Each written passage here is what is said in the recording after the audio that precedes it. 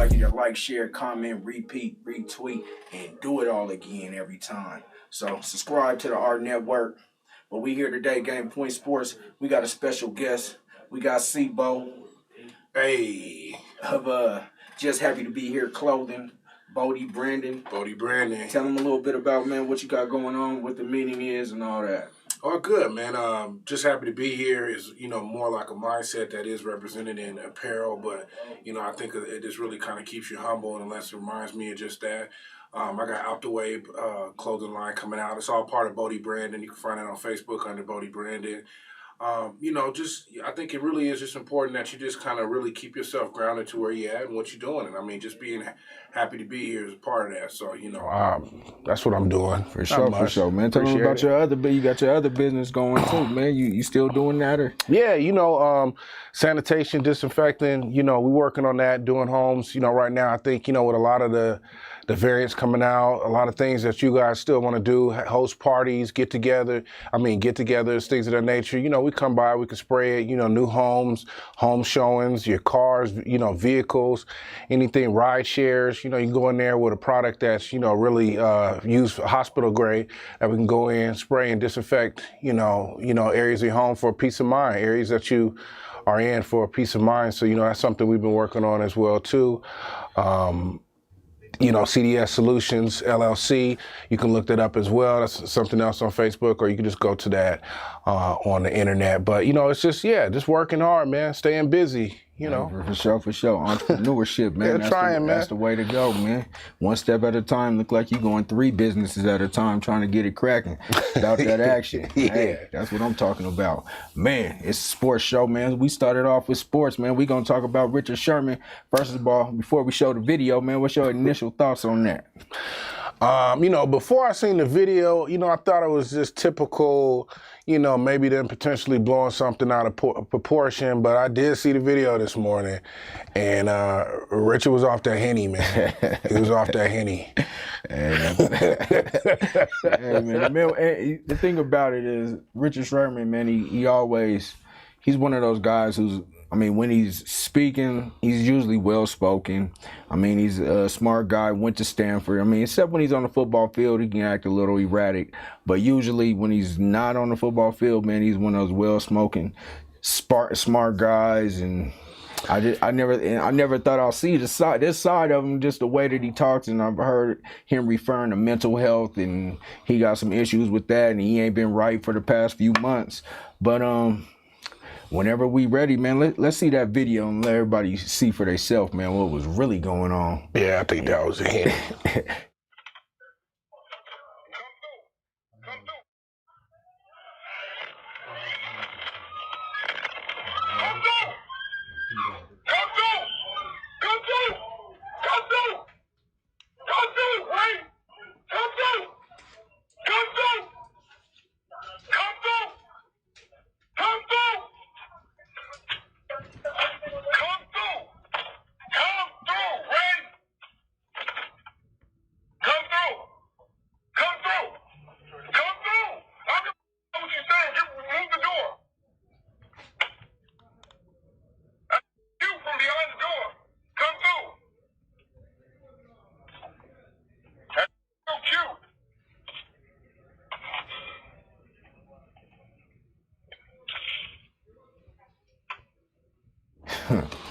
That's the Henny. That's that Henny? Yeah, because he pulled up and said, "Come through." So Henny, how you talking like that? Henny, how you forget that you done left the house? He was at somebody else's house saying, "Come through." Yeah, Hey, man, Hennessy, man, could have been something else, man. Could have been a few things, man. Have you think you at home when you at somebody else's door, man? Listen, man, this is Richard Sherman. Now you've seen when he had the D up and he was on, what was it, Monday night, he was like, "Yeah, you see what happens when you put a bum on me," and he started wilding. It's in him now. It ain't on him. It's in him. Oh, it's definitely in him. It's definitely in him. It's not on him. It's in him. He will get out there and act the damn fool. Yeah, man. At times, but man, Richard. I'm not really a Richard Sherman fan, anyway, but hey, listen, it's unfortunate that these you know, that when you play a sport or do something at a high level, you know, your life is what it is now. Because, I mean, a lot of our athletes, when we were coming up, they didn't have, like, social media like they do now. But, you know, it's a different way you got to carry yourself, man. And it's just... You under a microscope. And he a free agent, too. So, you know, you got to carry yourself. He had 10 years in the league. It's a wrap. Look, man, till you retire, you just got to tell, man. You just got to tell. You can't get involved with none of that. You just going to have to tell. It's a wrap for that. It's a wrap for Richard Sherman, man. His career's about a wrap. Ain't nobody going to pick him up, man. He's kind of old anyway, man. He would have been a good... You don't think that's it? It's a wrap, man. All he is a good leader now anyway, and a good leader in the locker room or to teach these young kids how to play. But I don't see nobody putting up with it, man, right about now. Just in today's society, man, we living in a day and age, man, where everything you do is under a microscope, man. It used to be a day and age, man, where you can go to somebody's house and act a fool, but now they got Ring cameras, they got house cameras, they got cameras everywhere. It's like, even for an average person, there ain't nothing you could really do, man. Something's gonna be caught on camera by somebody somewhere at all times. Well, I say this, you know, I think it really comes down to, I think we opened up the show talking about entrepreneurism and, you know, owning and running stuff. I think that's the key. It comes down to who's paying you. When you got these companies and these big businesses and big corporations paying you, then you obviously have to talk a certain kind of way. You have to act a certain kind of way. If Richard Sherman has his own flourishing business, you don't have to worry about that. You say what you got to say, you know, I think... You're right. You know, this comes down to who's paying you. It ain't necessarily what you're saying, it's who's paying you. And I think right now, you know, we just do have a lot of our young men out here, you know, prostituting their talents and skills to you know, get to the next level. And I support that. I mean, they should get the money, but, you know, until you start running your own business, you got to watch how you talk or how much Henny you have before you say, come through.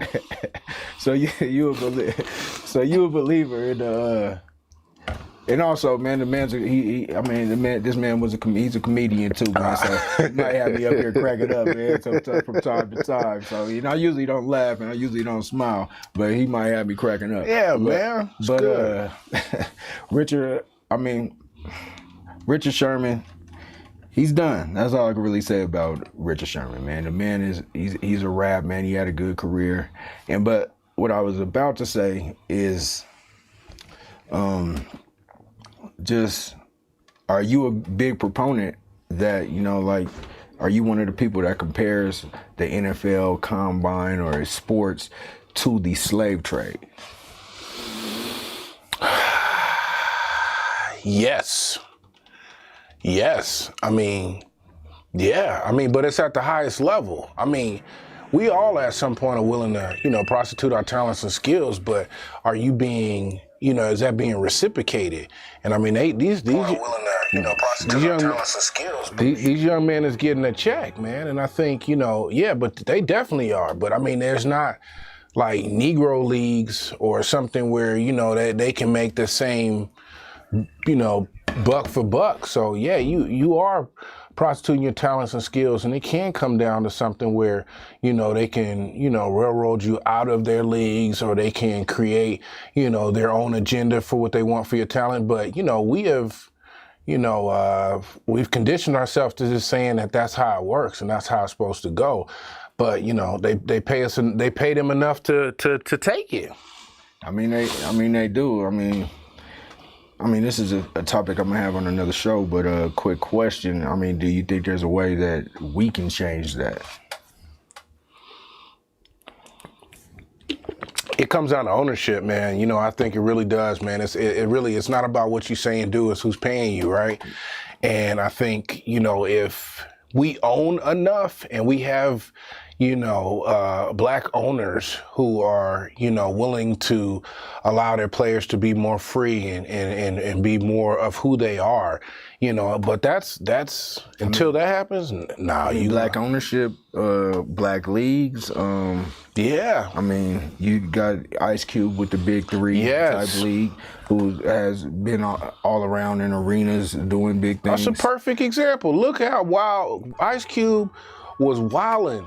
like 9, 10 months ago. He had the beard. He was talking crazy. He was talking about kicking indoors at all the all these fine establishments. He had a list of what we was gonna take and what we wasn't gonna take. And everybody like Ice Cube done lost his mind. Well, he didn't lose Big 3. He did, and when he, as an owner of that league, he went shaved, cleaned up, and it's business as usual. Right. And that's what we want, is to be able to do that, where you can, act how you want to act and do what you want to do. But if you got the right business that's generating revenue, go ahead and clean up and business as usual. Hey, do what you do. Do what you do. He was looking real militant for a minute there too. He was wilding. Ice Cube wasn't with none of it. He wanted all the smoke. He was talking about running up on Trump. He was talking about coming in. Everybody had an opinion about him. That's the kind of stuff that normally, if he didn't have his own business, his own brand, he'd have been out of there. Yeah, he had the black, what was it called? The black, I forgot what it was called. The Contract for Black America. He did. Yeah, and a lot of people talk bad about him for the Contract for Black America, but I definitely supported what he was doing. Yeah, but I mean, just normally, if you started talking, you became that much of a free thinker and a free speaker, and really demanding what you wanted from not just yourself, but for your people. That didn't make you marketable. Right? They would take all your sponsorship. Pepsi's pulling out. Yeah. Skittles is out of there. They not taking they out of there, man. Right? They be like, we don't want that. Ice Cube can do it. And again, falling back on a brand and a business and that entrepreneurial spirit, it's like, man, I can say what I want and I can do what I want and come back and business as usual. And shouts out to Ice Cube, man, for fighting for his pride, for the Friday rights. Whatever he's doing with that, they trying to hold him back, but I know he's trying to stake claim to what he did, and so continue to do your thing, Ice Cube. Do your thing, Ice Cube. We gonna move on to these NBA finals, man. It's 2-2. I got fun, didn't it? Yeah, for sure. I got fun, real quick. Giannis, Middleton. So who has the most to gain from a championship at this point? Is it Giannis or is it Chris Paul? I would say who has the most to lose is Chris Paul. Yeah, I mean, and we understand that just for how much long he's been in the league, but how much do they have to gain? Because this is once you get a title, that counts forever. So who has the most to gain from that? Chris Paul has the most to gain. Giannis already a 2-time MVP. Okay. He's still young in the game, have a lot more chances. Chris Paul, with winning the championship, will have a chance to solidify him as being one of the top 5 point guards in all time. Do you feel like that's what happened to him in Game 4? Do you think he put too much pressure on himself? Because he was out of character in Game 4. He was missing shots that he don't normally miss. He had turnovers he don't normally make. You think he's putting a lot of pressure on himself? He could be putting a lot of pressure on himself, or that 36-year-old body starting to wearing down, man, because he been balling out for these playoffs. He been getting busy. Yeah. And it could be a little bit of I mean, he was missing them little pick and rolls, and that he was making all playoff long, all season long, all career long. I think what we are starting to see, though, and I mean, you made a great point, but I think what we are starting to see right now is just like the maturity of some of the players is starting to really start to show up. And I think over these next 3 games, if it's going to be like that, it's really coming down to the maturity. And it don't necessarily mean how many years you've been in the league, but really how well you understand the game of basketball and, situational basketball. How do you come out of timeouts? How do you close quarters? What is your turnovers? Well, how do you control the tempo?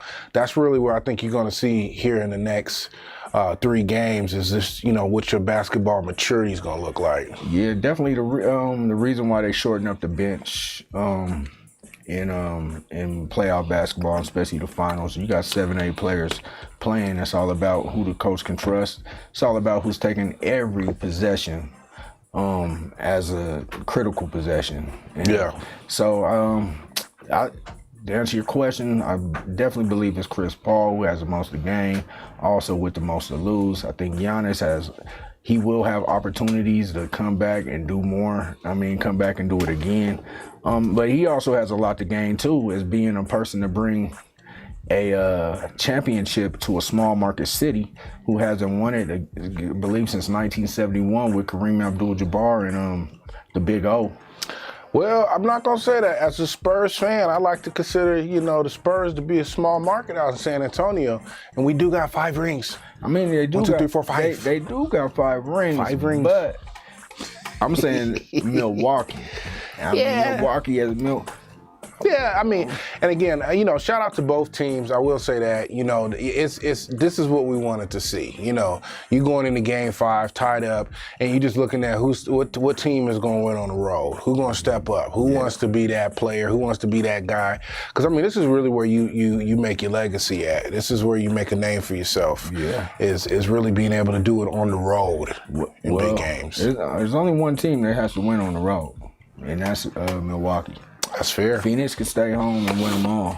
Phoenix has only lost 1 game at home in the playoffs when they against the Lakers in the first round. Other than that, they're perfect at home. Phoenix got to win one on the road. They're not having 3 games in a row in Phoenix. Well, no. The next game is Phoenix. Yep. Then you go to Milwaukee. That's on the road, right? And then you go back to Phoenix. Yeah, but what I'm saying is Phoenix can win in Milwaukee, and trying to determine they can win. They don't have to, is what you're saying. Yeah, okay, that's fair. I get it. All right, that's fair. But yeah, being able to win on the road is huge during these kind of big games. And we've seen that with some of the teams. Just speaking of the Spurs, we've seen some legendary games that they've played where they had to win on the road. Yeah. Playing Miami. You've seen that. With the Lakers. You've just seen where you got to step up and get it done on the road. So, I guess I'm at the point where I just want to see a good rest of the series. I want to see the next 3 games be competitive. I'm kind of disappointed. This is one of the years where anybody can win it, and the Nuggets aren't in it, man. And I won't blame it on the Jamal Murray injury. That's huge, though. We can't say that, and I appreciate it. I know you're a hometown guy, so let's be clear on that. I really do appreciate the Nuggets as well too. I'm a Spurs guy, but if they're not playing each other, I always root for the Nuggets. But Jamal Murray has been huge. He's been huge in what they've been able to accomplish over the last 2 seasons, really, right? Yeah. And, not having him in the game, you do need, that level of dog that he brought to it, where he's willing to give you 40 points in these big games. Who on the Nuggets right now is willing to give you 40 points? It's Jordan Michael Porter. And honestly, I like, let's be honest, the Joker is a great player. But when you talk about dog, you don't normally say that when it comes to the Joker. I kind of do. You think he's a dog? Oh yeah, I've seen him hit last-second shots. I've seen him put the team. No, I'm not talking about taking big shots. I'm talking about a dog. I've seen him put the team on his back. I've seen him put the team on his back and hit big shot after big shot. I've seen him do his thing. Hey, the Joker ran out of gas. He didn't have his sidekick. He ran out of gas. Maybe Mike Malone should rethink, man. Maybe I'm gonna have to sit this guy out. Because the whole big thing about him winning the MVP was, he played every game. Maybe that wasn't the right recipe. I'm just saying, if Joker was a dog and I was a UPS driver, I would still go all the way up to the door and drop off the package. I ain't worried about getting bit. I ain't worried about getting bit. Now, if Jamal Day Murray was on there, I might leave a package at the front, man. Oh man. I'm just talking about dog. There's a certain piece that has dog. Don't have a dog. Period. Even with Jamal Murray. Giannis is a dog. Is that not fair? Giannis. He's a dog. I'm not a big supporter of Giannis. That's like saying I don't like pits, I don't like Rottweilers. No, but I gotta appreciate one of them bite me. He's a dog. He's true. He's becoming one now. I've seen Giannis go to the playoffs after winning 2 MVPs and be shut down during the playoffs. Be sent home early, be sent packing when he hasn't had the best record in the league. So Giannis is just now becoming that dog. I've seen Giannis lose before, but to actually say shut him down, Houseway, I'm gonna have to get that. We're gonna have to run the footage on that. We got to see who shut Giannis down. It was Kawhi Leonard. shut him down. Shut him down. Like if he, I mean, point like you can't have 30 points and get considered shut down. I don't think he was scoring 30 when Kawhi said to put me on him. And then when they said, when they put the Jordan rules in effect, Jordan persevered. When they built the wall against Giannis, Giannis didn't know what to do. He didn't persevere. All right. Well, then speaking of Kawhi, I mean, is he a dog? He's a dog. Yeah. I mean, was he a dog last year when your Nuggets beat him? He wasn't. Hey, you can't be a dog every time. He was healthy though. Hey, you could be. He was healthy. Hey, what you want to do? Like I'm just saying. Look, he left the Spurs where he actually had the tutelage. Shout out to the Spurs again to really where he could have honed that dog, and I think he would have been that going forward. I really don't. That sounds like a little Skip Bayless in you. Like I mean, like a little Kawhi hating because he did y'all wrong. But what I do see Kawhi doing is doing the same thing he did with the Spurs to the Clippers. And I don't respect that at all. I don't really think right now as it stands, he has been able to consistently show me he's a dog. I mean, but I will say this, he is, you could get bit. That is fair. I'll give you that, Kawhi. But the Joker. Let me tell you, Kawhi is gonna bite you. Yeah, he's gonna be that dog that lets you run all up on him, and then he's gonna attack. Oh yeah, you can get bit. He's gonna. But if he's sick, he's just gonna be sitting on the porch. Yeah, I mean, he's not always vicious. I got you. He's not always vicious. I'm not. You right. Let me at least, shout out to again, Spurs Nation out there. You know who you are. He has it. I mean, I do got a little bit. When you don't ever want your ex to be doing too good. You don't want to be doing too bad because then it makes it seem like y'all, you weren't a little. You don't make good decisions, but you don't want him to do too good. And I mean, he all right. Kawhi's all right, and the Joker's all right too. Let's just put it that way. But I just haven't. It would be challenging for you to give me 5 dog moments for the Joker. Put in the comments 5 dog moments give me 3 dog moments from the Joker. Please tell me when he did something doggish, where he dunked on somebody, where he, put something on his back, where he hit a last minute shot. If I can give you 5 moments. I can't give. he be like he'll tip stuff in and shout out to the tips that he be putting in there. But where's the dog? I've seen him hit 3. I've seen him come down, go shot for shot with Dame Lillard before. In the clutch, in the playoffs. That was recently, and I will give him some credit for that. Okay, but I mean, he's just not. We were league MVP. As we were talking. We were talking about the game has turned to the European style game. That was. Yeah, let's talk about that. That's one thing you referenced to the game now is it turned to more of a European style basketball. And there was a comment when we first started this show, stating that European players are starting to take over this league. So speaking of that, it's a good segue when talking about. Team USA right now, and really looking at what dogs they got on that team, right? And looking at what they are as a whole. I know they're going to be adding some additional players here in a little bit. I think they got McGee's on his way out there. I don't know how that happened, but come on, man. But I'm just saying in general. You might got that dog. I do think that they putting a lot. They doing a lot right now by the kind of feedback that they're getting right now online is a little unwarranted. I mean, let's be honest. The world basketball play is a lot different than it was when we was watching our original dream team, and I think we're all holding our current USA basketball to that standard. Like, oh, you didn't beat a team by 50 points and 30 and 100 points. Them players wasn't real basketball players. Like after the Olympics, they left and they did like other stuff. They were like electricians for their country. They were like politicians. Smoking cigarettes. Like nowadays, most of the time you play one of those teams, when you talk about international play, you have an NBA player on that team. Player or two.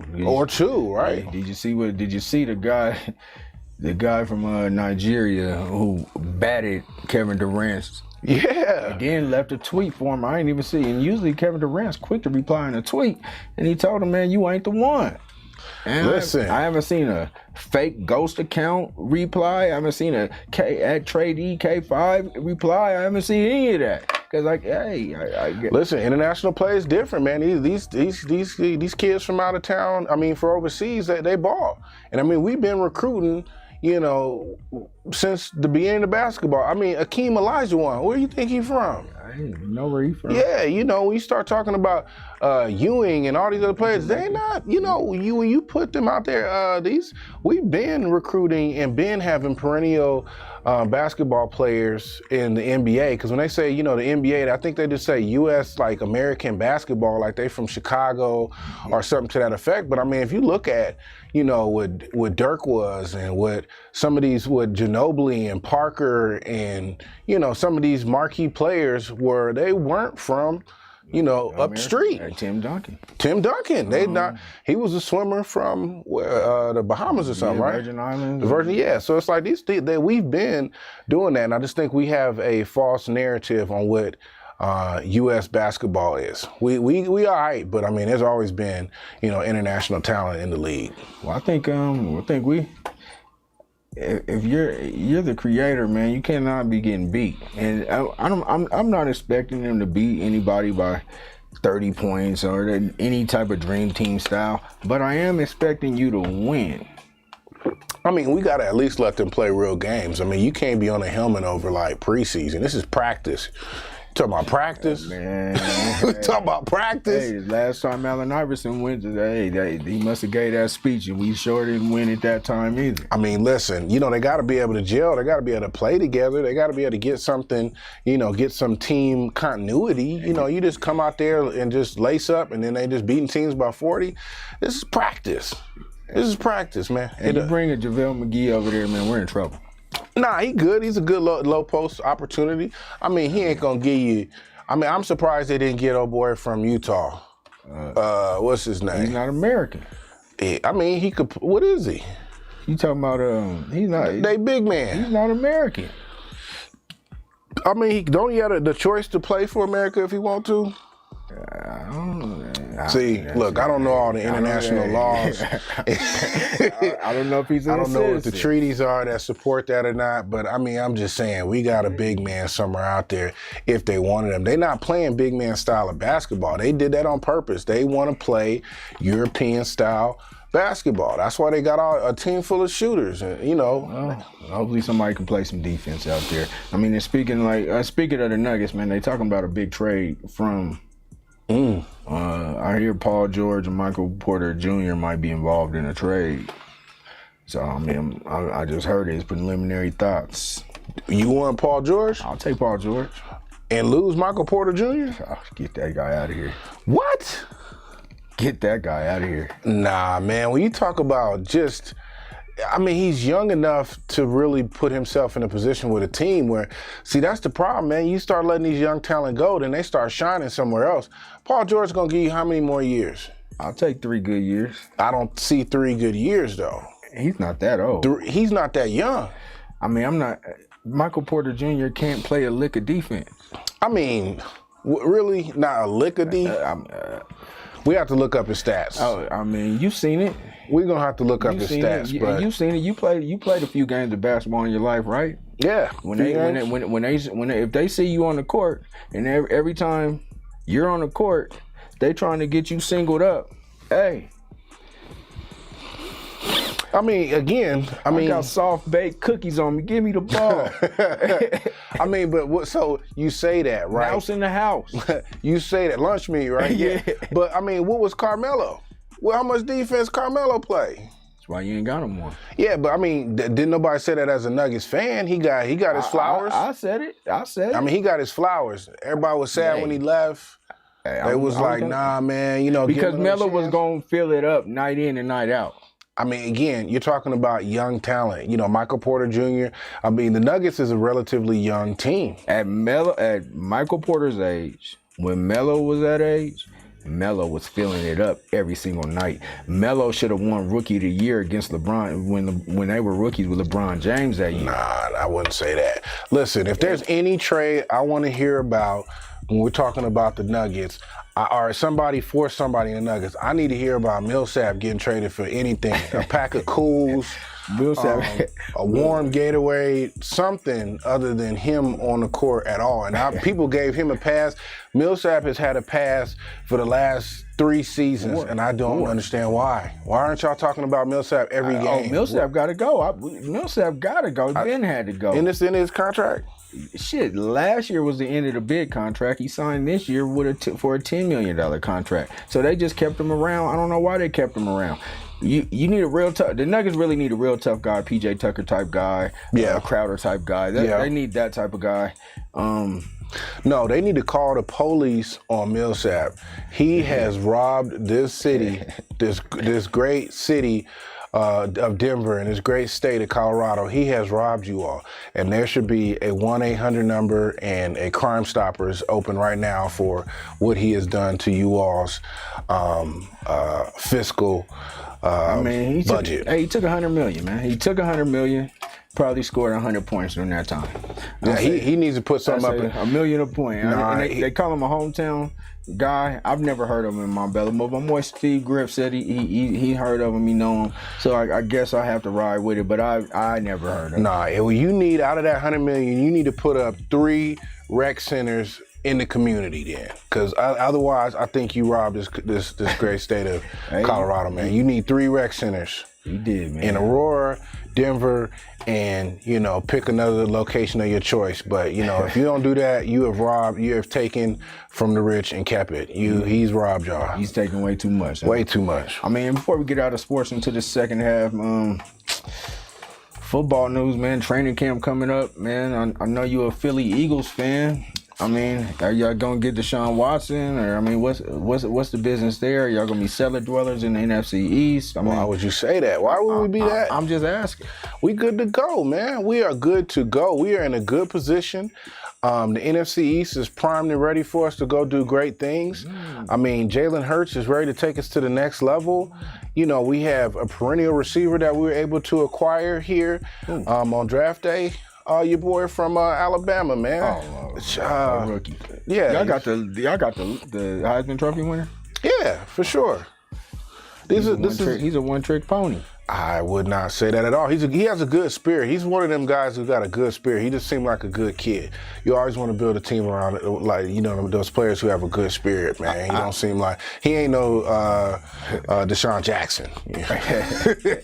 I'll give you Jalen Hurts, but I mean, and the reason why I say cellar dwellers, you have Dallas Cowboys. Okay.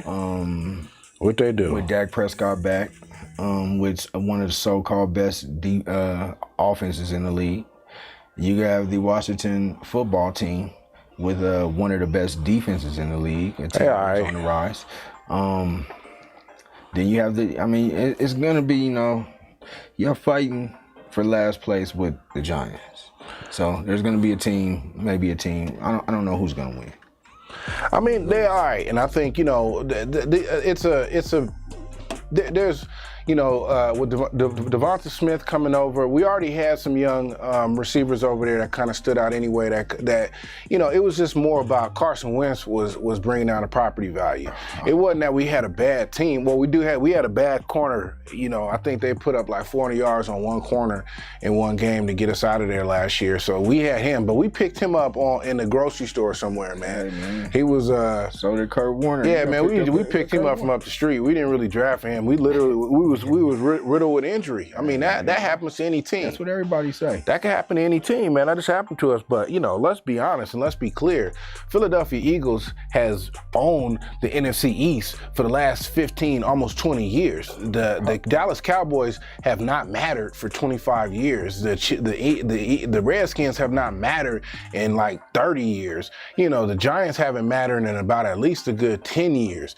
So, I mean, we're not really talking about we're talking about these perennial teams out there. We've owned the NFC East. I mean, what if you guys may have rented a little space? Yeah, I mean, what have they done? You rented a little space. I wouldn't say. Hey, and who got the last Super Bowl from over there? Y'all did. Facts and facts. I don't know how. How many NFC East titles we got as opposed to any one of them? Facts. I'm not up on the NFC East. They all right. I mean, and again, shout out to those 3 other teams out there. I mean, I would like to see all of the teams in the NFC East continue to get better because, you know, you want to bring, as a matter of fact, NFC East is the only division in the NFL where every one of the teams has a Super Bowl.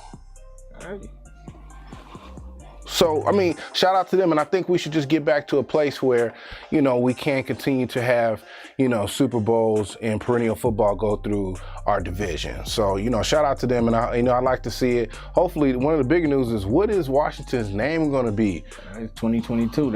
What's their name going to be? 22. I don't know. 2022. That's what I heard. No, they said it was going to be they had the choice of like the Presidents, the Renegades, something else. Hey, look, Renegades, Mermaids, Grenades. I wouldn't rock with any of them. Eagles and 6. I mean, you know, anybody can win the NFC East. Let's say 8 and 9 and win your division. I mean, we put it this way: the Giants had a similar record when they won the Super Bowl and beat Tom Brady. It definitely can happen. So that lets you know that you know, an 8-9 or 9-8 type of record going into the playoffs don't mean much if you have, you know, what it takes. You know, if you all have been, you know, what do they say? You come together. Iron sharpens iron, or steel sharpens steel. Iron sharpens iron. If you come together and at the right time and you catch fire, you definitely can win a championship. Before we get up out of here, what's your thoughts on Aaron Rodgers and this whole little saga? You think Aaron Rodgers is leaving, he's staying, he's going to be that guy that says, when he shows up in training camp, he says, "Oh, you never heard me say anything"? I think that's smart. I think, you know, a lot of, you know, players who have to make tough decisions should leave it out of the media. And I mean, whatever he needs to do, I think, you know, they've had a lot of conversation around him playing for the Broncos. I don't think that's a bad move either.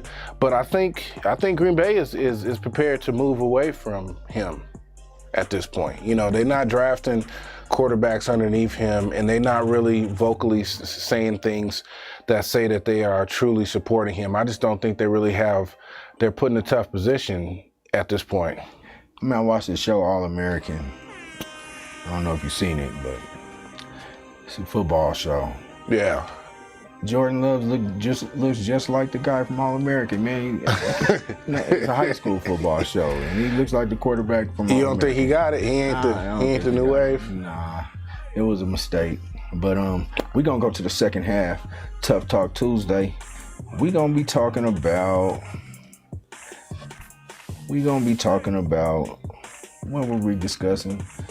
Police? No, not the police. Yeah, we did. I mean, police in our communities. We talked about, you know, us being able to get in shape. We're talking about our kids. You know, are they getting lazy? Are we getting lazy as parents? Do kids still go outside anymore? You know, there's a few topics, right? We can hit on them all real quick. We're gonna talk about police. Are the police still police? We're gonna talk about the kids who don't come outside anymore to enjoy the sun and play, and also talk about blacks and health and nutrition. Are we taking it seriously? But that's the first half. We're going to the second half. Game Point Sports. Like, share, repeat.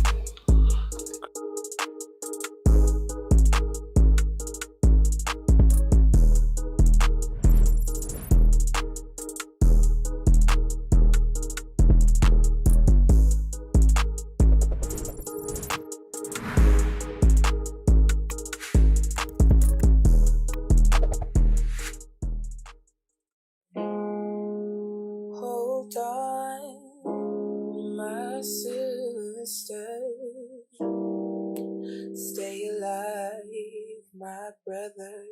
Oh yes, things will get harder, but we're not gonna stop. No, we're gonna stand up and hear a cry. We're tired living this life. Listen to our cry.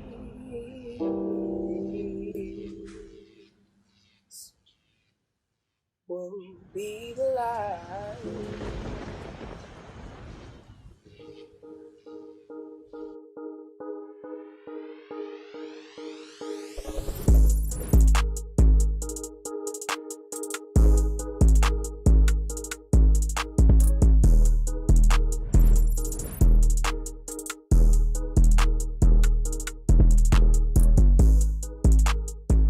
Welcome back to the second half of Game Point Sports. I'm M. Goodnight, and this is C-Bo.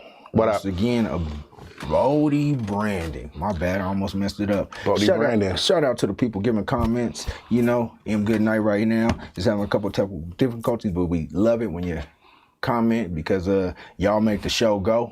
And we here, it's Tough Talk Tuesday. And we're going to talk tough topics that go on in our community, every community in the world. First, we're going to start off with Black entrepreneurship and supporting of Black businesses. Do we really support or do we really just want to plug?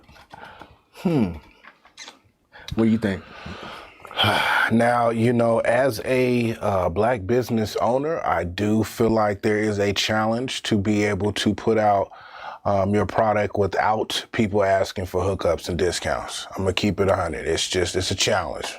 You know, I think once we say something is being outlined as a Black business, the first and the next response is, can you hook me up? Can I get it on the strength? And they are not going to invest in your product properly. And I think being a Black business or just any small business, let's start there. Yeah. You know, you don't have the cheap labor that these big corporations have. You don't have, you know, the wholesale on products that these big corporations have. You don't have the marketing that these big corporations have. And so when you are trying to compare prices, like, well, I can get that at Walmart, or I can get this at another place, there's a lot that goes into being able to put quality product out to the people, and you don't have the shortcuts and costs that some of these big corporations have. And I just think it comes down to, at a certain point, are, you know, investing in what you would like to see long-term for your community. I mean, and I'm with you, and to piggyback off of what you were just saying, we don't have the ability to take losses the way these big corporations are able to take losses. Whew. I mean, they're able to write them off, you know, we got to charge it to the game. Also, like you say, quality over quantity is something that you stated earlier. I just think, and the thing about it is, like, I have my own business also, and I see the handout there. Yeah. Do they have people have their hand out when they see you have a Black business? Because one thing that I have noticed is that with me, tradesman clothing, you can check it on out. Construction line of clothing, man, ready to rival Carhartt and all that. But you know, that's a shameless plug. But Perfect plug. we gonna keep it cracking about that action. But let's move on. So I have co-workers who are white or whatever. They ask me what's the price, and I give them a price, and they act like it's too low. And I'm like, wow, like if I told somebody else this, I mean, I'm gonna have to be bargaining. Now, let's make a deal. Let's if we're gonna do it, let's have that conversation, not somebody else. When you have that conversation within your community, they immediately are looking for a hookup, a plug, or something that's gonna really compromise the bottom dollar on what your business is. And that's unfortunate. And that's what I think we have to be able to set a trend where we are willing to support a business for what it is at cost and then pay over. Because I think we do that with other companies and we don't question it because they put it into the cost. You know, when you go get one of these designer t-shirts that's $600, ain't no $600 worth of material anywhere on that shirt, right? But they'll be like, well, I got this $600 shirt, but I got it on sale for $450. But you got a t-shirt that's $30 and they trying to get you for $20.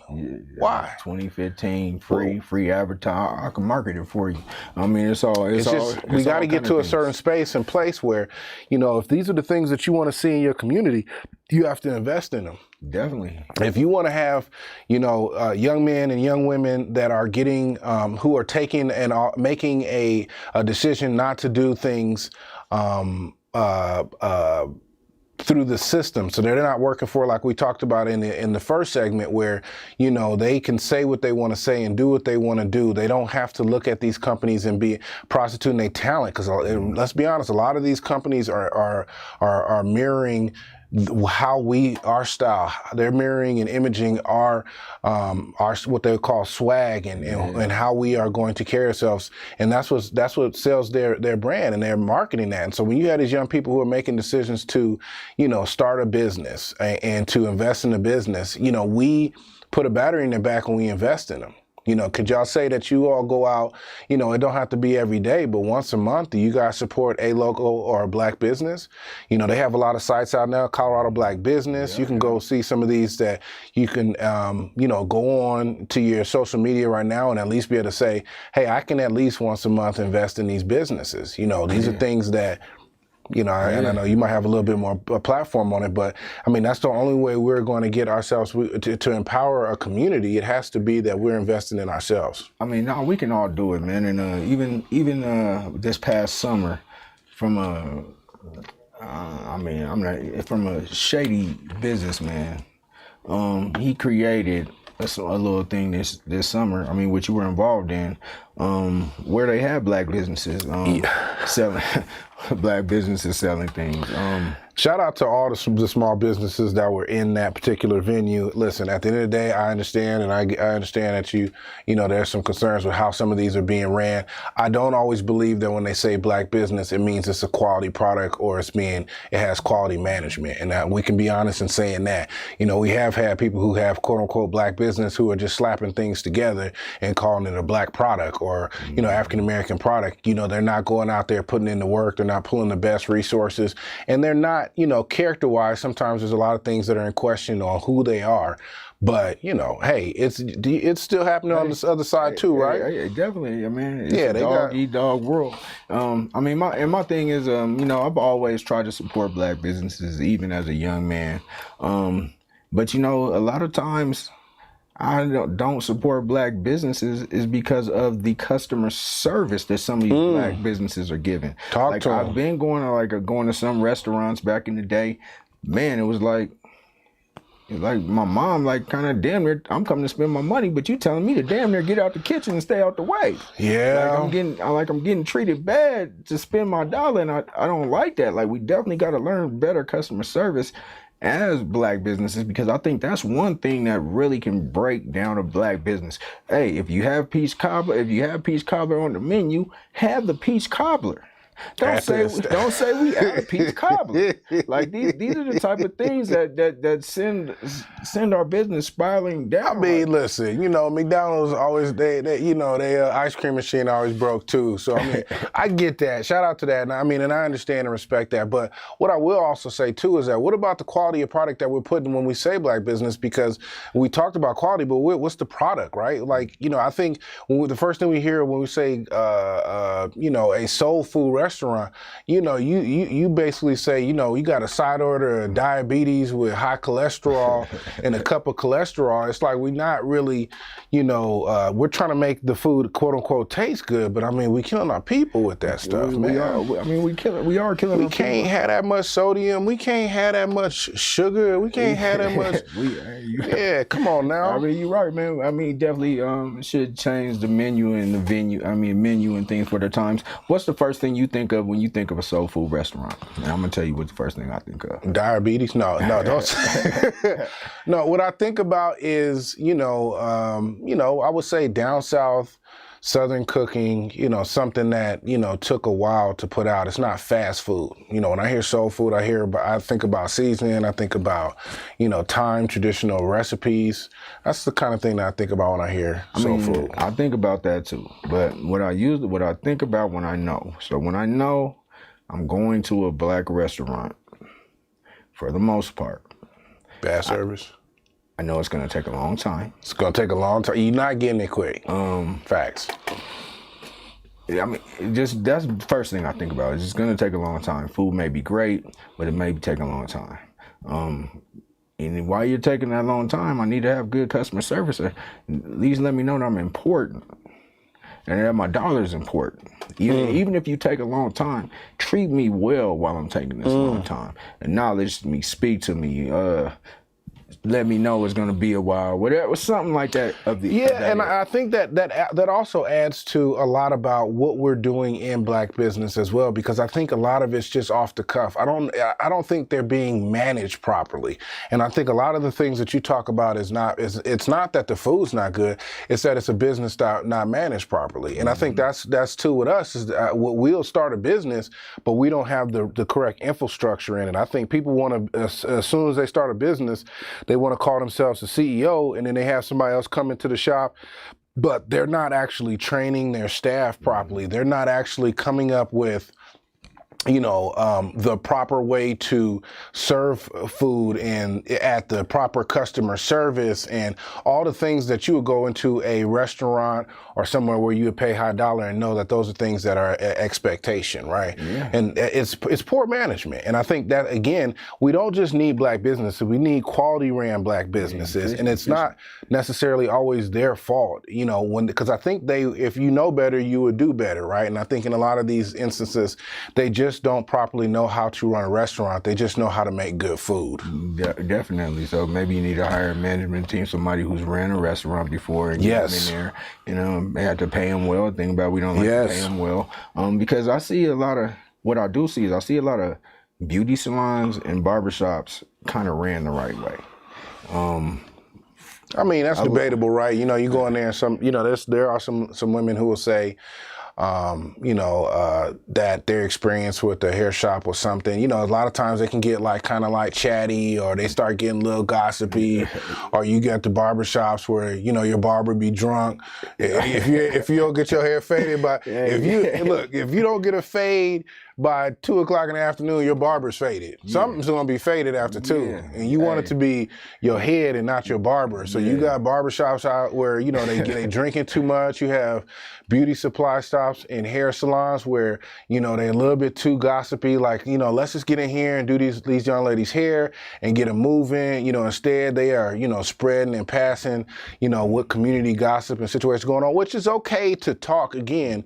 But again, remember, if you're running an establishment that you and we are saying we want to held to a higher standard, we have to bring a higher standard of customer service. And part of that is, if those are your girls and you're talking at the beauty salon, y'all can pick that conversation up, when y'all go meet for drinks later on. If you a barber and you cutting hair, you can go ahead and bless the bottle, at the end of the shift, But if y'all doing that during service, obviously that's gonna impact the quality of service we're gonna provide. You are not cutting the same hair with 7 shots in you. Your shop is messy. If you got 7 people you done talked about in your shop, it's the law of 7. I've seen my son, man, your nephew, man. I've seen him quit his barber at 4 years old because of those type of reasons. And he was a young man. He didn't even know what he quit the barber for, but he knew he didn't feel comfortable. He knew something is faded. It ain't me. Yeah, something is faded. And it ain't me. So shout out to that. It's crazy though. Shout out to sober barbers. But definitely, but you kind of do go to the barbershop for a little bit of social hour. The same with the beauty salon. So, you do have the management. Yeah, but then when are we mixing business with pleasure? And again, remember, if we're saying black business, when are we going to have a standard in black business that's a little bit higher than that? You can have your boys come to the barbershop. I'm not saying they can't have, bless the Henny. Yeah. But you can't have your barber like Richard Sherman pushing on doors talking about get at me, dog. That's not gonna work, man. Well, I'm not even advocating having your homies in there drinking. I'm just saying, you get in there, you got your customers in there, and you chat with your customers about certain topics that's going on at that time, and then you move them in, you move them out, stay sober, definitely. Same thing should be going on in the beauty salons. But I'm with you, support black businesses, but I definitely believe one thing that we both kind of came to say is that better management is needed when running these establishments. Period. It's not the product. As people of color, we make excellent food, we have excellent style and taste in a lot of things. It's just the management side of it. It's the nuts and bolts of some of these businesses that we really got to reinvest in, because you want a service. It's not just a service. Most people, when they go to anything, outside of, urban experiences, what you're really taking away from that is the customer service. Definitely. Yeah. Now listen, I'll tell you this, and since we're keeping it a buck, Black folks continue to say that they ain't no snitch. They are the #1 people who are asking to speak to a manager when it comes to service. That is still snitching. Hey, you say you ain't no snitch, why you always asking for a manager? You telling. Why? Because you guys have a certain standard for business. Yeah, So and if you want to uphold these other establishments, uphold our establishments to that same level. man. But you can't call it shit. You can't call it a black manager. Yeah, it's like get your I'm Listen, the manager. you know what? Don't smoke with a black manager. I'm the manager. They ain't got What's the nothing problem? for you. Yeah, that's anybody Yeah. is a black manager. But that's what I'm saying. Stop saying you don't snitch and you always asking for a manager. You know who you are too. Stop playing. I ain't no snitch. And you always asking for a manager. As soon as somebody say, get your manager, always trying to get somebody fired. Hey, trying to telling. pull somebody's car, man. Yeah, we be telling and stuff all the time. Talking about I ain't no snitch. Yeah, We'll segue to when we're talking about restaurants. Let's talk about health and wellness in our community. Can we please? Self-care, which is a big thing that I believe that we lack in our community, is self-care, taking care of ourselves, watching what we eat, exercising, and doing them type of things. Because some of these exercising that people say that they do, I'm like, man, is that really exercising? Yeah, I think, and that brings up a good question, especially within our community. Do we really work out consistently? I mean, we talked about it off camera. We talked about push-ups and stuff. But are we doing things to elevate our heart level for a certain amount of time? I mean, he was talking about before the show. I got on these. What kind of pants are these, man? I ain't gonna show y'all. Some joggers. Yeah, I got some joggers on, but it's because of that. It's because of the lifestyle where are you riding bikes? Are we getting out? We live in Colorado where it is an outdoor state, and we are basically saying, well, there's not enough stuff to do. There's 1,000 things to do, but it's not sitting in clubs and bars. Definitely. This is not a state for that. And it's like, if we're in this state, when your family members come in from out of town, they want to go to the mountains. They want to go see some of these places that you might have to hike or you might ride a bike to. And a lot of us just aren't really conditioning ourselves and staying in shape just to really enjoy our own state. What you saying? They don't want to see Mr. A's when they come in town. Yeah, man, they got that at their spots. They got 1,000 Mr. A's. They got 1,000 ready rooms. And definitely, man, you can go to, you definitely can go. Since the pandemic started, I'll go to the mountains, I'll go hike, I'll go enjoy the scenery, see things that I've never really seen and never really enjoyed. So definitely, man, there is a lot out here for it to do. You can hit the sand dunes. You can do a lot of things out here. There's steps to climb. There's other things than going to the gym. There's other things, and there's things that you can do to stay active. And I think not only just that, but not just with, obviously our men. We got to be, we talked about, sometimes our consumption of alcohol and other products that are, branded out here in Colorado.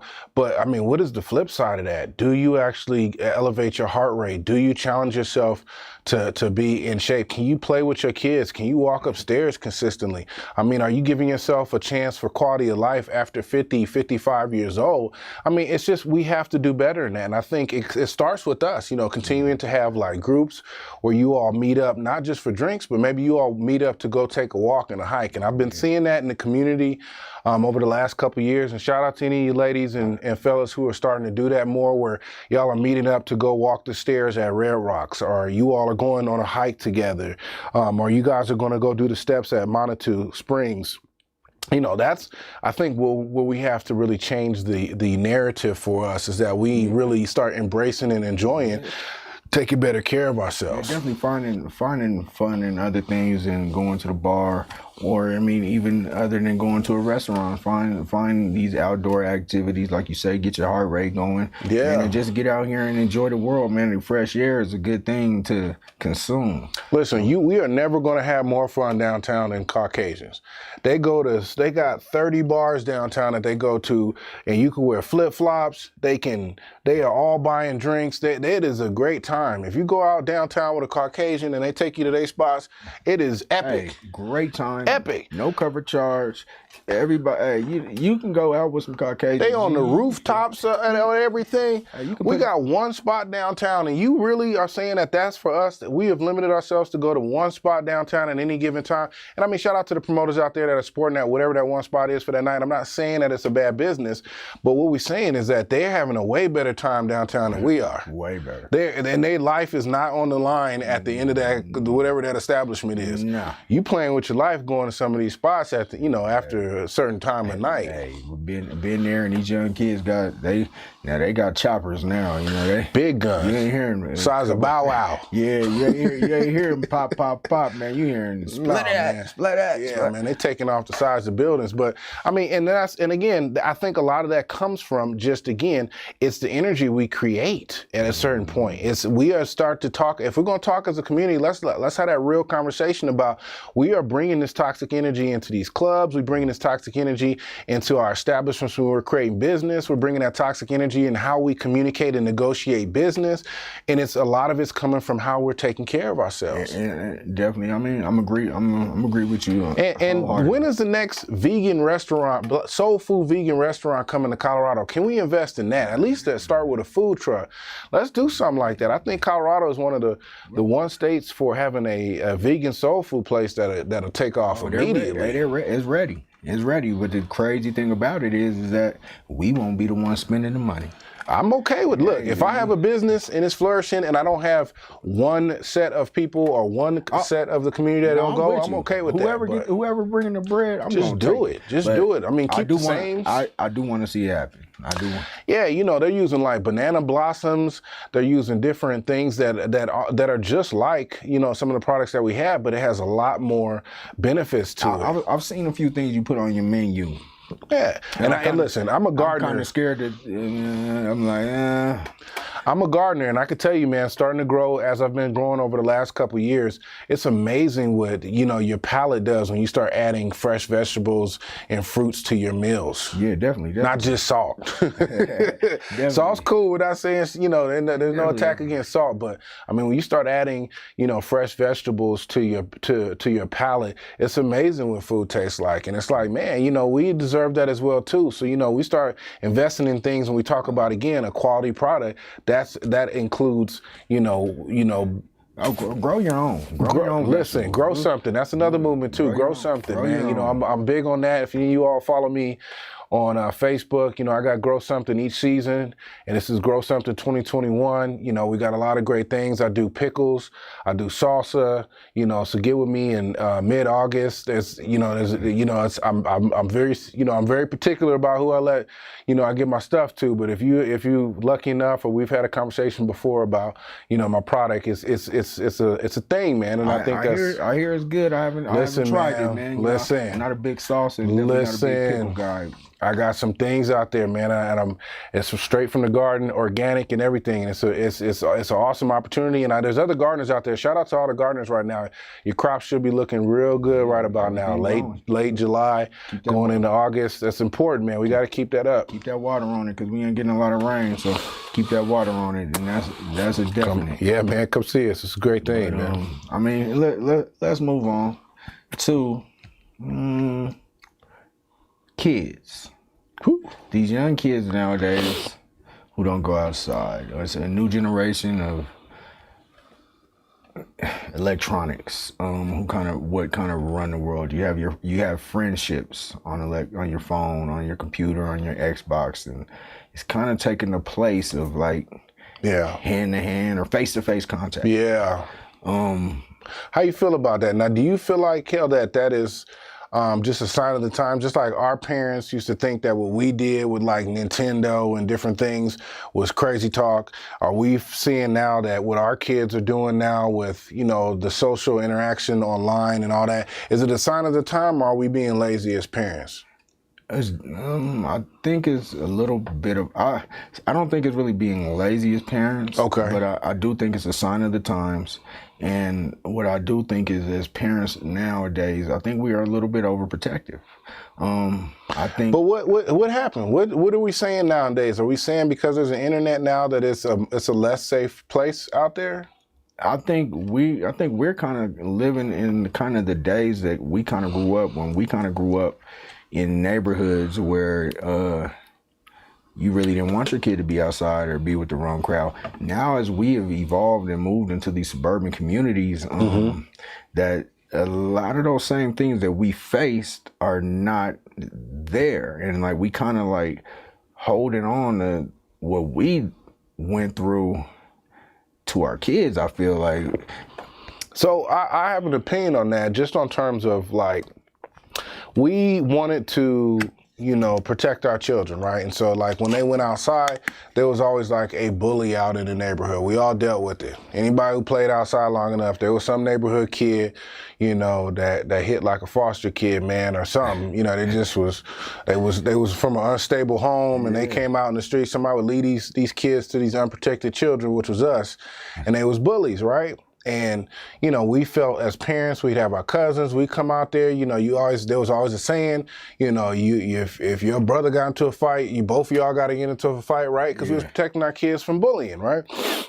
Well, you know, we're doing a lot better on that. But when I think about it, you know, the bullying has moved from out on the playground to on these computers, except for there's no protection that we have because we can't see what these kids is doing online like we used to be. Yeah. It was clear when your kid came home and had a black eye, you'd be like, all right, who done punched you in the face? Yeah. Who done dogged you in the mouth, right? Yeah. You know, now your kid come downstairs and don't even say nothing, but this kid logged in and they had posted one picture because they thought they was in a cute outfit, or they posted a picture of something that they made or that they created, and you just have a comment section on there just nothing but bullying. And your kid come down with no black eye, but they have more trauma than getting punched in the face. Mentally done. Mentally done. Like, it's a cyberbullying. I mean, and it's not just one. Like you say, it could be 20, 30 people attacking you at the same time, saying all kind of crazy things. So, I mean, I mean, but what do we do? Like in I think it's safer in the streets. At least I can tell when you bullying my kid, because you know I can see a black eye. Nowadays, you know, it's so challenging to be able to follow all the different apps because every game has a platform where they can talk. Yeah. You know, every tool that a child could use right now has some platform where they can communicate. Yeah. And in any one of those platforms, there's some level of bullying. And I know that they have certain, you know, fail safes on there, you know, Facebook jail and all that. But, you know, you'd be surprised what hurt a kid's feelings, man. And the crazy thing about it, is, man, you could play online as a grown man. And they get out of hand. And you could have a 7-year-old trying to bully you on the game. You know, they get out of hand. He's calling you all kind of N-words or whatever you're doing. You like, man, see. Or you got these, you know, Facebook bangers or internet bangers or internet racists. And you guys are real tough guys, you know what I'm saying, behind these screens. And that's another thing, too, is that's why I almost can appreciate the outdoor bully, because you had to be a real bully. Yeah. These people who are on the internet are not real bullies. Nah. You know, you pull back the layers, this is somebody who's not tough. This is somebody this is a broken person that you're talking to that really can't back up, you know, the characters that they typing into that system and stuff or whatever. So, you know, I almost feel like we almost owe it to our kids to really create and still continue to have and foster an environment where going outside is still okay. So, I mean, you asked me the question, what's your answer to the question? I mean, are we lazy as parents, or? I mean, I think we now have there's more things to do at home than there ever was before. And so maybe it does add a little bit more of, I wouldn't say at this point lazy, but convenience to it. But when I was a kid, man, you had like ball and cup, man. You had, you know, we had games like Ricochet where you just take a ball and bounce it off the one wall and hit another wall and try to hit somebody else in the room. Or, you know, there wasn't a lot of stuff to do in the house, man. Like, you know, you got sent to your room. It was a true punishment because you be in there with not a lot of stuff to do. Looking at the wall. Yeah, right. You send a kid to their room now, that's where they want to go. Like, shit, straight. Like, you know what, I have done, Father, I have done wrong. You should send me to my room so I can think about what I've done. Right. So, you know, you got to punish your kids by sending them outside. But do it. Send them outside. Ain't nobody out there more dangerous than what's on them sites. I think we owe it to our kids to continue to push them outside and make them. But as we've done before in the past, we have the same technology we have that keeps them in the house is the same technology that we have that can track and keep a closer eye on them outside of the house. Definitely. You know, there's GPSs in their phones, their tablets. You know, there's ways that you can actually see when they're on the apps that follow the kids everywhere they go. You know, but hold them accountable to it. I mean, as people in our age group, I like to believe we grew up in the best era. Facts. As in Facts. technology. Facts. So we grew up with, when we first had phones, they were rotary phones. And we grew up and we've seen every version of cell phone. We watched computers elevate. So as people like, you know, around our age, we know how to navigate these things. You put a little bit of time, you can figure out how to navigate these things. So you definitely can find out the cyber bullies. I mean, if you got to put in the work. You got to put in the work to find out really what's going on. But you can put in the work to find out what's really going on. But I'm with you. You got to go outside. You got to. I'm more. You have to experience some type of face-to-face contact. But I'm looking as the world going, especially since this pandemic has happened. Yeah. How everybody's working. There's a lot of people working remotely. A lot of people are not going back to the office. Yeah. So everything is kind of this way. So it's almost not even really a need to be able to have to meet face to face, because life is turning to this. Yeah, but see, this is the thing though, is that what you start having now in this environment is what they consider and call influencers. And influencers is really actually just somebody that actually goes and does the stuff that our kids and we log on to actually watch. And so it's like your kid immediately becomes the next level up just by still going out and doing stuff, because now they're an immediate influencer, right? Yeah. You know, and that's, if you're gonna have your kid be something, be an influencer. Don't just be like, how many kids nowadays is the kids is going online to watch kids play with toys. Oh man. There's a parent out here right now that knows exactly what I'm talking about, where your kid is watching the kid play with a toy online instead of playing with the toy. Or your kid is watching another kid play a video game. Or play a video game. And to me, that is like the damnedest thing, because when I would go to play some video games, if there was too many people in front of me, man, I'd be pissed. I'm trying to, hey man, it's 21-0. Let your kid be an influencer. You got it, man. I mean, let your kid be an influencer at this point. Yeah, you're going to have to get out and go do it, because that's where I think we're getting to at a place now, is where if you just happen to be the one to lead a house, everybody going to follow you just because of the fact that you left the house. Yeah, definitely. Nobody cares what's going on in your bedroom all day, man. You know, go out here and go find you some business, and you immediately set yourself apart from the others right now. But you see, the crazy thing on the other hand is, though, you got these people that, man, who's not leaving their bedroom, who's making millions doing this stuff. Yeah, but I mean, what's $1 million in your bedroom? I mean, $1 million is $1 million. I mean, you know, not all money, good money. And I'm not, and shout out to influencers out there. And like you're right, because there's certain these kids right now that are playing these games and they are definitely making money off of that. But if you ever ask those kids how many logged in hours they have, it's crazy. It's crazy. You'd be like, I thought there was only 24 hours in a day. Hey, man. These kids is logging in 10,000, 20,000 hours on a game. Yeah, they got paid for it, but do you get those 20,000 hours back? You don't get those 20,000 hours back, but what you do get is like the same kind of thing as growing up when you seen the drug dealer make the money, like he made that easy money. You're looking for that fast buck, so you think that you can do it too. I mean, I get it, but I'm with going outside. I'm with face-to-face contact. I just think that it's still something that we owe to our children. And who knows, maybe our generation, maybe our kids completely phase it out for their kids. But we are still part of a generation that understands and knows outside, and we still have to be able to invest that into our children. They still need to know how to swim. They need to know how to ride a bike. Definitely. They need to know how to camp. They need to know how to burn an ant with a magnifying glass. They need to learn a lot. You know what I'm saying? Like, you still have to be creative. You gotta be creative. They don't lack creativity, man. I remember racing pieces of grass down the yeah, man. You gotta be able to go get your piece of grass. We all racing this shit down to the gutter, man. Grab another piece of grass. We going down the block. We racing. We doing all kind of things, man. Playing with bugs. Whatever you chose to do to have your fun. Yeah, kids definitely do have to go back out and get back to that, man. We got one more topic. We gonna talk about police. Here we go. Or are police lacking? Are police not policing anymore since George Floyd and these other big cases.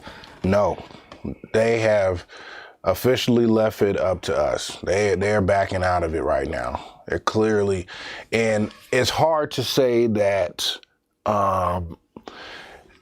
It's hard. You understand why. Put it that way. You understand why. You know, we do have some reform. You know, Colorado is one of the first states to kind of jump after that. We had the police reform bill that I think that's going to come into play in 2022, 2023. It's called the SB 20-217. You guys can look that up. But there's something where they have police reform where it's saying they no longer can use the chokehold. They are actually going to get personally held responsible for, criminal acts as a police officer. They have certain expectations that they have for them. But I can tell you right now, if you go to some of these major cities right now, we are dying at an all-time high. They are watching and stepping back. They're not trying to catch cases no more. And obviously, we'll say, the first thing somebody says is they need to quit and go find another job. Yeah, but they're not backfilling those positions. Nah. People ain't in a rush to be a cop. Nah. Not anymore. It's not the pay no more. It's a hazard now. And, when they say it, the real question is, and maybe I'll present this to you, is it our responsibility to start policing our own communities? I think it's always been our responsibility to police our own communities. I think the lack of policing our own communities have led to all the things that have been going on for the past 30, 40 years. Well, when we do that, and I'm glad you bring that up, is so then we talk about that, but then we have certain, historically we have certain statements that we have in the community, like, no snitching. How can we police our communities if we got a community that is based in the opportunity of no snitching? Okay, so and I'll take that no snitching. Let's talk about no snitching real quick. Let's talk about it. Tyrone up there is not a good guy. Tyrone does bad things. If left to his own devices, Tyrone is going to be bringing a certain element to your community that is not long-term good for your community. No. Should you tell on Tyrone? No, we're policing our own community. You're not gonna have to tell on Tyrone. But the thing about it is there's no snitching is a law that they say no snitching really don't tell the police, right? Okay. So, but a murder or something bad can happen right in the community. Yeah. And everybody knows who did it. Yeah. So do we have to tell the police, or do we handle it accordingly the way we feel? Are we saying now that we got to get militias in the community, and like if Tyrone and his boys go out and does a heinous crime or a murder or something, we got to go out and go kill Tyrone? Yeah, you gotta find a way to exile Tyrone. Tyrone ain't going out without a fight. Let's be clear on that. Okay, Tyrone is not going out without a fight. He like it here. He said, come see about him. Tyrone got all the smoke. Tyrone's like Richard Sherman, huh? Yeah, he want all the smoke. He knocking on doors talking about come to my, what was Richard saying? Get at me, what was he saying? Come through. Come through. Tyrone said pull up, come through. So what are you gonna do? There's no, and I don't want to go as far as murder, right? Because that's allegedly. The no snitching is really like, okay, somebody always knows. Like they always know. The hood know first. The cops know now. They are watching this. Like if you go and look at right now, the level of homicides that have increased in Chicago over the last probably 8 to 10 months has been outrageous. And when you go show, and they have there's a guy right now. He's hosts a site on social media. It's called My Life in the Shy, and he actually goes to all the places that these murders are taking place at, and he just goes on Google Map, man. He just goes to Google Map and says, hey, he got hit on 63rd and something. He'll go there, pull it up. As soon as you pull it up, there's 3 cameras, HD quality cameras sitting right there. The police know exactly who did it. They've been They've seeing been knowing who did it though. Yeah, so I don't really think nothing has changed. I don't really think that anything has changed. It's like it's nothing. I don't really think anything has changed. I mean, I would say this when is you that, commit a murder, Yeah. in most of these cities, Yeah. there's a show, First 48. Yeah. After 2 days, they ain't looking for you.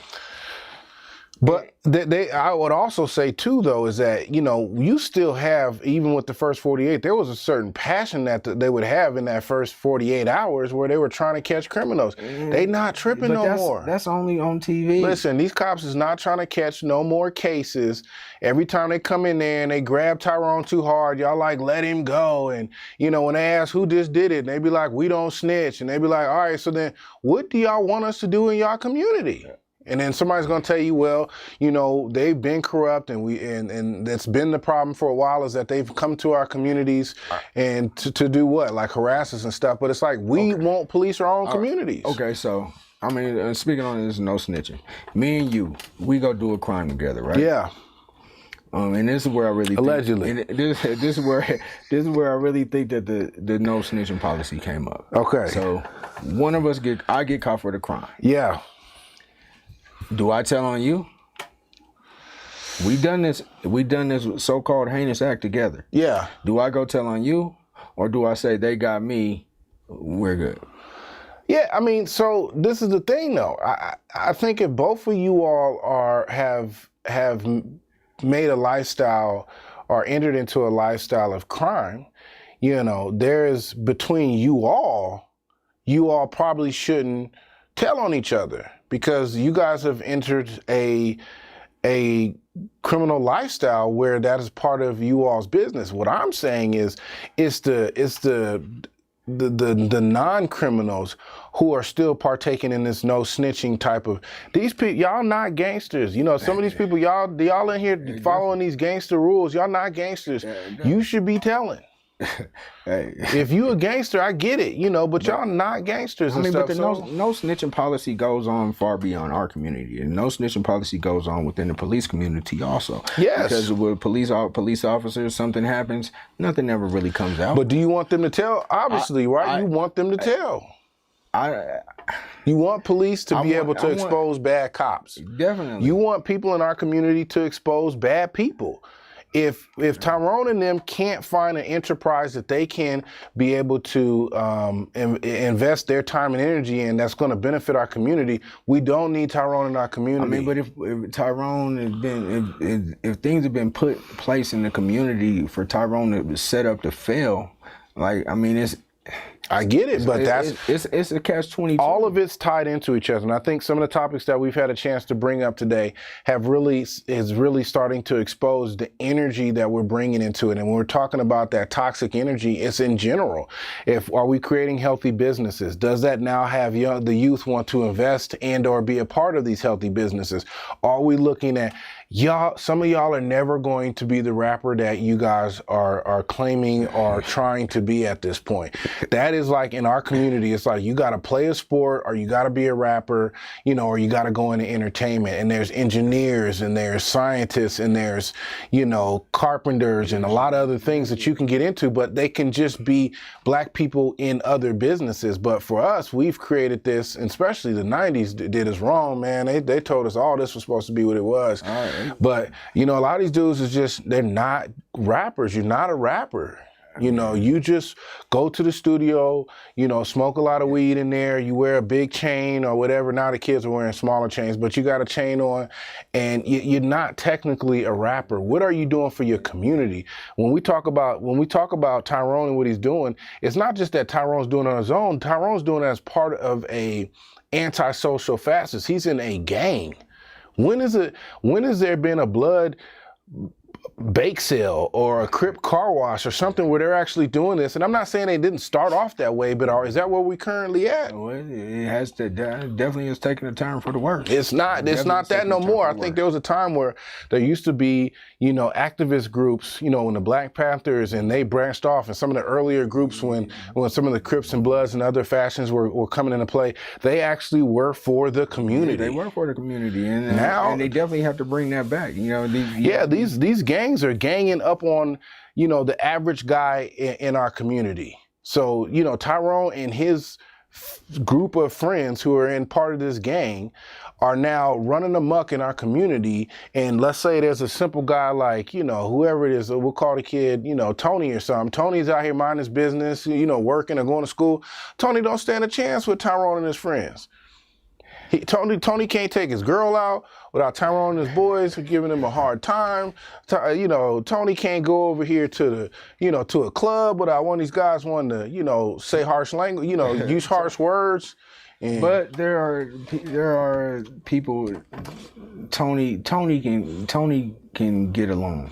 Tony. There's a way that what's Tony been doing recently? There's a way that Tony has to garner that respect. No, Tony been out there getting the blicky, and Tony's been out here giving Tyrone and the crew he ready. He's letting them have it. And he's ready, but you gotta earn your respect some way. But I mean, policing our own communities. What are your thoughts on policing our own community? What are your thoughts, and what do you think we do and how we go about that? Give me a quick segment on what we do to police our own communities. When is snitching always cool? Do we say that, or is not snitching cool? Just give me a quick rundown. I mean, you know, you got to run your communities like you run a good business. And, you know, when you run a good business, you know, you can't have fraud, you can't have corruption, and you got to have a good HR department. So our community's got to have like a human resources where we actually have centers where we actually can reach out to, and we have community activists from there. We got to have, you know, they have to be ran like a healthy business. And I think as part of that, part of one of the mantras that you have at most businesses, if you see something, say something. If it's not conducive to your community, yeah, you got to talk about it. Okay. Because they get stronger, they get more, with the intimidation that they have in their communities, they're not showing, you know, they become too big for the average Tony to just really be able to stand up to anymore, right? You know, there was a lot of civil unrest over the last year. I didn't see a lot of people who were in quote unquote gangs for their community coming back to actually protect or invest in their community. If you're going to be on a set that represents this particular community, you got to not protect them from other gang members. You got to protect them from everybody that's coming after them. Definitely. When something happens, you all have to be willing to show up, like I've been seeing recently in the news where, you know, somebody has done something to somebody of their community, they pull up.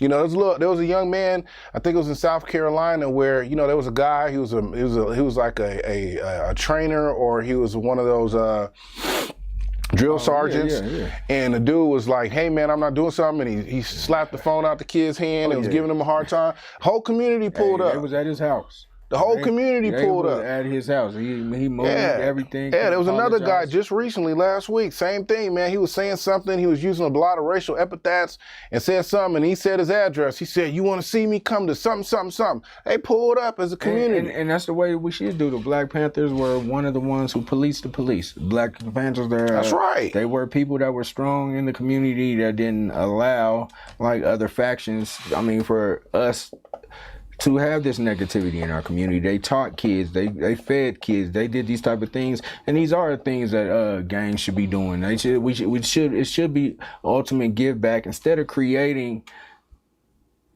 new gang members. As you have kids, you create new gang members. You should never celebrate a young kid coming up and doing the same things that you did if you know these things that you did were wrong. You got to create positivity. Yes. You got to create a way out. You got to do different things, because we all want to see better as a community. We all want to see better as a community. We all want to do better, man. That's right. And we got to try harder, and we got to come together. And I mean, I'm gonna let you say your last piece on whatever you want to say your last piece on, man. Give your plugs out on your businesses and say what you got to say. And hey, listen, it's been a pleasure to really have this kind of conversation with you, Kel, and hopefully for some of the listeners who had a chance to hear it, maybe it sparked some conversations in their own households or in their next barbershop or beauty salon or whatever they're doing, to just kind of have a better understanding of what it is are we doing out here. What energy are we bringing to our communities? And I think that in itself, it does and says a lot about us as a race. So are we willing to support each other, and are we willing to create a well-ran and well-designed product and business. And we have to continue to have talks like this, but not just in here. And I appreciate it. And I'd love to, come back at some point and talk about some other things that, we have and what we can do for the community. But just in general, it's where we're at as a community where we've seen now that we can invest in each other and really reap the benefits of that. I do have some product. Bodie Brandon is really a t-shirt and apparel line. My CDS Solutions is a sanitation and cleaning group. I think that's been something that's really been able to add value to some of these people who have been in very unique and, unhealthy situations, and being able to kind of support that. But it's less about me and those, and again, if you guys follow me, check out some of that if you're looking into that. But I think just more importantly, I think it's about us as a community and just having these kind of tough conversations to really start exposing what this is. We have to run our communities like a business, and it's a part of that is if you see something, say something. That snitching stuff, and I mean, we're not saying like 6ix9ine, because obviously, we know what that was. We're not going to get into that side of it. But we're talking about, if you're going to have a community and then you say, I will just watch people destroy our community and think that we're doing ourselves a favor, we're not. Definitely.